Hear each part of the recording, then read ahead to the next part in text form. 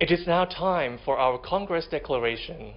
The declaration was drafted by our scientific committee and shared to the APACT country representatives for their considerations and comments. The final statement is now ready. It reflects our points of view on the policies and strategies on tobacco control for both the present and the future, as mentioned on our Congress theme. The professional alliance together will move towards the better future of our community, a tobacco-free society. Please welcome the country representatives to announce our Congress declaration.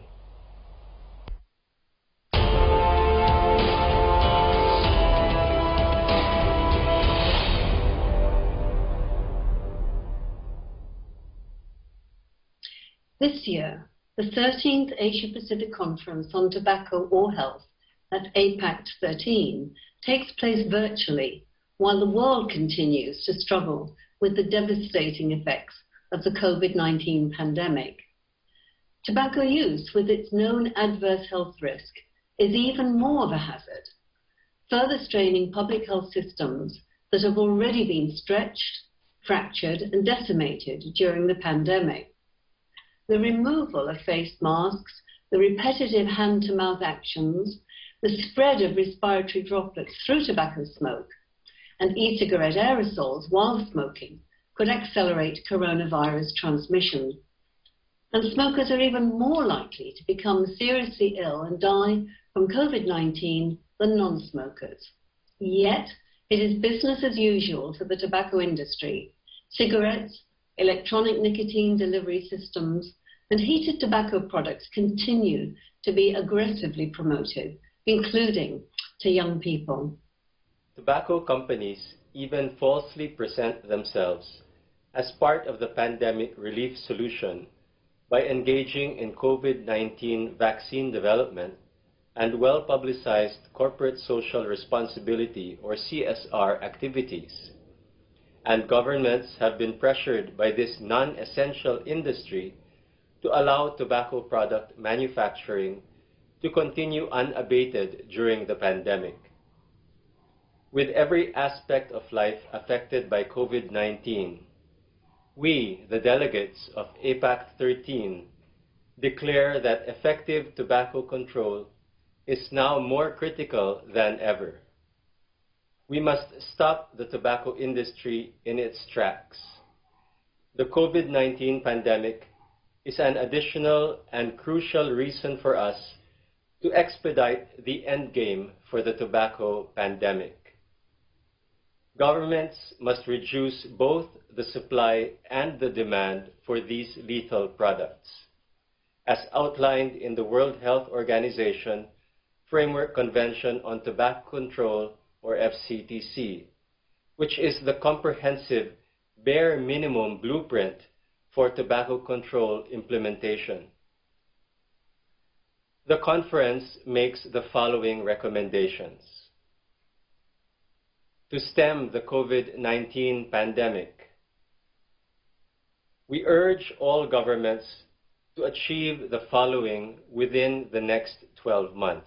Implement nationwide mass media campaign on heightened COVID-19 risk faced by those who use cigarette, electronic smoking devices, and water pipe, as well as on the risk presented by second-hand exposure. Explicitly classify all tobacco products as non-essential items. Prohibit tobacco companies from engaging in and publicizing corporate social responsibility giving. The tobacco industry is a threat to, not a part of the pandemic relief solutions, and these activities violate FCTC Article 5.3 on protecting public health policies from commercial and vested interests, as well as FCTC Article 13 on banning advertising, promotion, and sponsorship. Include a robust tobacco control strategy in their plans for UN COVID-19 Response and Recovery Fund. To accelerate the tobacco endgame, in line with this year's conference theme, the Medical Association of Thailand and the National Alliance for Tobacco-Free Thailand will seek the support of the Asia-Pacific region's professional and medical and public health networks and alliances to release a joint statement of commitment to tobacco control by January 2022. By the next APEC conference, at least 30% of countries should introduce a whole of government code of conduct to prevent tobacco industry interference in policy making in line with FCTC Article 5.3 guidelines. All countries will identify at least 3 cases of in-country tobacco industry interference, and at the next APACT conference, present these cases and actions taken to address and counter the interference. We call on all governments and other entities in the region to sever all ties with the Foundation for a Smoke-Free World. Fully funded by Philip Morris International, FSFW is co-opting health-focused smoke-free messages to mask its true objectives, promoting electronic smoking devices as allegedly safer alternatives to traditional cigarettes, and undermining tobacco control policy making. We renew the call for governments to adopt, strengthen, and sustain the implementation of 100% smoke-free policies in all enclosed workplaces, public places, and public transportation, covering all forms of tobacco products, including water pipes and electronic smoking devices. We call on governments to ensure adequate and sustainable financial and human resources for tobacco control, proportionate to the magnitudes of disease and deaths caused by tobacco. We urge all FCTC parties to reaffirm their commitment to the tobacco control at the 9th session of the Conference of Parties COP9 to the FCTC in November 2021. Supply reduction measures. To effectively control the tobacco supply chains, governments should require a license for all commercial activities related to manufacture, distribution, and sale of tobacco products. In addition, the number and location of retailers should be limited to restrict access to tobacco products. We urge all Asia-Pacific countries to plan and implement a phase-out of all commercial tobacco sales within the next 10 years. At the same time, we commend those nations that have banned the use and sale, including online sales, of all electronic smoking devices, and urge all other countries to do the same. Electronic smoking devices are harmful and addictive, and young people in particular are being targeted by an industry in need of new consumers. We urge countries to become a party to the WHO FCTC protocol, to eliminate illicit trade from undermining price and tax measures, health goals, and the economy. Demand reduction measures. By the next APACT conference, we urge all governments to raise the minimum legal age of purchase for tobacco products to at least 21 years, in line with scientific evidence on nicotine addiction and brain development. By the next APACT conference, we urge all countries to have implemented a tobacco excise tax increase that effectively reduce tobacco affordability with a view to achieving a tobacco excise tax burden at least of 70% of retail price. The tax increase that reduce affordability fulfill the dual purpose of discouraging tobacco use and increasing the government revenue, which could be channeled into tobacco control or COVID-19 the pandemic recovery efforts. By the next APACT conference, we urge all countries to require standardized or plain tobacco product packagings and at least 75% pictorial warnings on product packages. We urge all governments to prohibit the use and sales of flavored tobacco products, including menthol, as these promote tobacco use and uptake, and also nicotine addiction.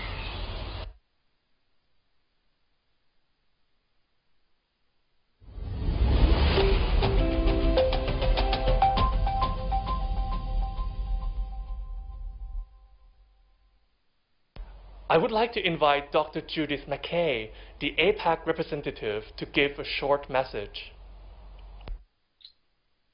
Hello, this is a message from Dr. Judith Mackay, the Special Advisor to the Global Centre for Good Governance on Tobacco Control, the GGTC, WHO Senior Policy Advisor and the Director of the Asian Consultancy on Tobacco Control.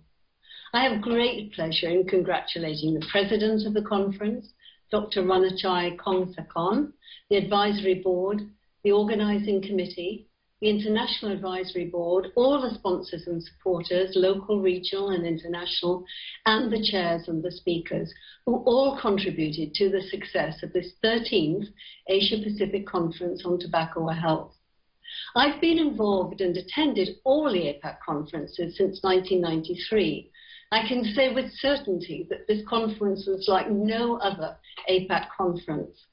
The organisers had to cope with COVID and handle extraordinary uncertainties as to whether the conference would even be able to go ahead in 2020 and then again in 2021. Would it be live? Would it be virtual? Or, as was chosen in the end, a hybrid meeting? I think a lot of fingers were crossed, hoping that it would work. And work it did. A fine agenda, great speakers and interesting topics. The level and diversity of discussion were outstanding. The organisers chose just the right mix of subjects, people and time. Every session I attended was engaging and insightful.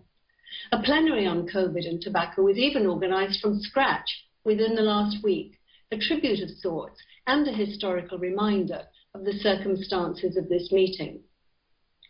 When I was a little girl, my grandmother always used to tell me that a problem shared was a problem halved.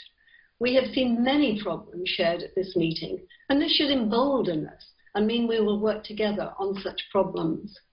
We all missed visiting Bangkok in person, a country which has always been 100% supportive of APACT, but the camaraderie always found in APAC meetings was not diminished. I sincerely hope that by the next APAC conference in Malaysia, we may meet again in person. If not, so be it. Based on the success of this meeting, APACT has shown its resilience and ability to meet with unexpected challenges. After all, we are used to facing up to the challenges of the tobacco industry, and long may this continue. Again, my warmest congratulations to the conference organisers and staff in their entirety for pulling off such a challenging APACT COVID event so brilliantly. Thank you.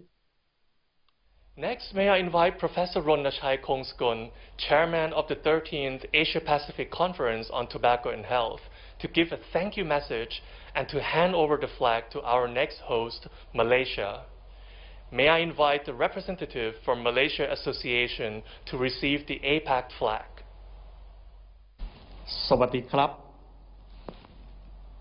Dear our colleagues and friends, we have spent 2 full days with the program of APACT 2021 Bangkok.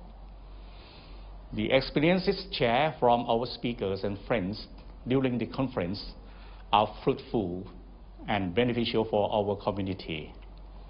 There are many issues raised during the conference which have been stated in our declaration. Now, the conference has come to the end. On the behalf of the organizing committee of the APACT 2021 Bangkok, I would like to express my sincere thanks for our speakers and committee for their contribution and support to make this event possible.